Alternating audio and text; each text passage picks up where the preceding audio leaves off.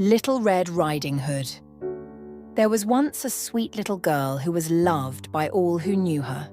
She had an old grandmother who loved her so well that she could not do too much for her. Once she sent her a cloak with a red velvet hood, and the little girl was so pleased with it that she would never wear anything else. And so she was given the name of Red Riding Hood. One day her mother said to her, "Come here, Red Riding Hood.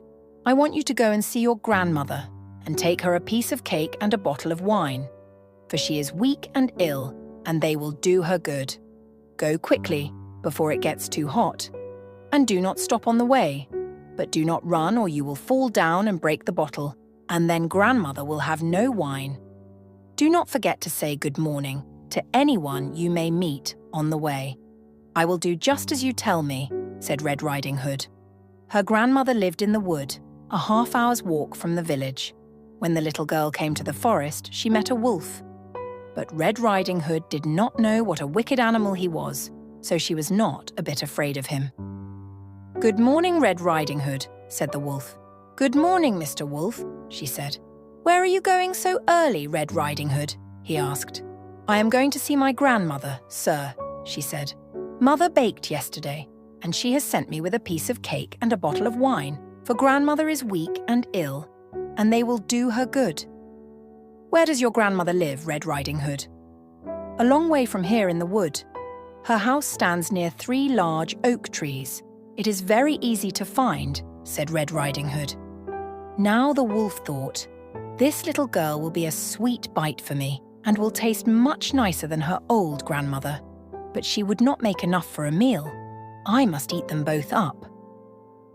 The wolf walked along with Red Riding Hood until they came to a part of the wood which was full of wild flowers. "Look at the pretty flowers, Red Riding Hood. Why don't you stop to rest and pick some of them? Do you hear how sweetly the birds are singing? Why do you walk straight on just as if you were going to school when all is so bright out here in the woods?" Then Red Riding Hood looked up and saw the sun dancing between the leaves and all the bright flowers in the grass, and she thought, "I am sure grandmother would be pleased if I took her a bunch of fresh flowers. It is still early, and I shall have plenty of time to pick some." So she left the path and went out of her way into the wood to pick the flowers. Each time she picked one, she saw others even prettier farther on, and she went deeper and deeper into the wood. But the wolf went straight on to the grandmother's cottage and rapped at the door. "Who's there?" "Red Riding Hood with a cake and some wine in the basket. Open the door." "Lift the latch," cried the old woman. "I am too weak to get up." So the wolf lifted the latch. The door flew open, and he rushed in, sprang upon the poor old grandmother, and ate her all up at one mouthful. Then he shut the door, put on the old woman's nightdress and nightcap, and lay down in the bed to wait for Red Riding Hood. After Red Riding Hood had picked as many flowers as she could carry, she found her way back to the right path and walked on very fast until she came to her grandmother's house. As she rapped at the door, the wolf cried out, "Who's there?" His voice was so gruff that little Red Riding Hood was at first afraid until she thought her grandmother must have a cold. So she said, "It's little Red Riding Hood. Mother has sent you a piece of cake and a bottle of wine." "Lift up the latch and come in," said the wolf. And Red Riding Hood lifted the latch and went in. When she saw her grandmother, as she thought, lying in bed, she went right up to her. But she could see only her head, for the wolf had drawn the bedclothes up under his chin and then pulled the nightcap way down to his eyes. "Oh, grandmother," she said, "what great ears you have." "The better to hear you, my dear," said the wolf. "And what great eyes you have." "The better to see you, my dear." "And grandmother, what great hands you have." "The better to hold you, my dear, have." "But grandmother, what great teeth you," cried Red Riding Hood, who had now begun to be afraid. "The better to eat you," cried the wolf. And jumping from the bed, he took poor Red Riding Hood and ate her all up at one mouthful.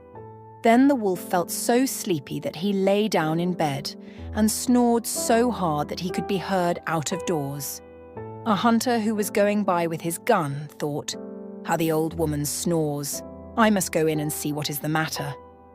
He stepped into the room, and as he saw the wolf on the bed, he said, "Ah, you old sinner, I have found you at last, and now I will shoot you." But then he thought of the old woman, and taking up a pair of scissors, he cut open the stomach of the sleeping wolf. At the first snip, the little Red Hood, and then the face of Red Riding Hood peeped out, and as he cut farther up, she jumped, saying, "Oh, I am so glad to get out."